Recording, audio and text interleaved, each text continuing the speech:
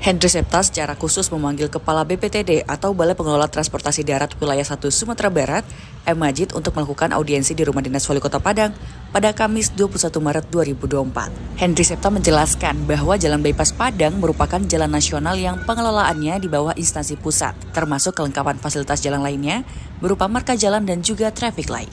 Menurutnya, permasalahan traffic light sudah memicu kemarahan publik dan tidak bisa dianggap sepele. Beliau meminta BPTD Wilayah 1 agar segera memperbaiki dikarenakan menjadi kewenangannya. Berkaitan dengan hal itu, M. Majid menjelaskan bahwa perbaikan traffic light sepanjang Jalan Bypass Padang sudah dalam proses tender melalui anggaran APBN Kemenhub di BPTD Wilayah 1. M. Majid menyampaikan permintaan maaf atas ketidaknyamanan yang terjadi. Adapun proses perbaikan traffic light saat ini sudah berjalan. Namun proses perbaikan agak lama dikarenakan penggunaan mekanisme tender. Majid yang didampingi jajaran BPTD Wilayah 1 Sumbar juga menyebutkan bahwa perbaikan traffic light sepanjang bypass diperkirakan usai setelah Lebaran.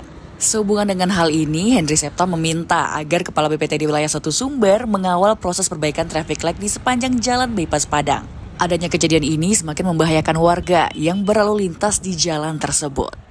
Hendri Septa juga meminta kesabaran warga untuk menunggu proses tender di pusat hingga perbaikannya selesai.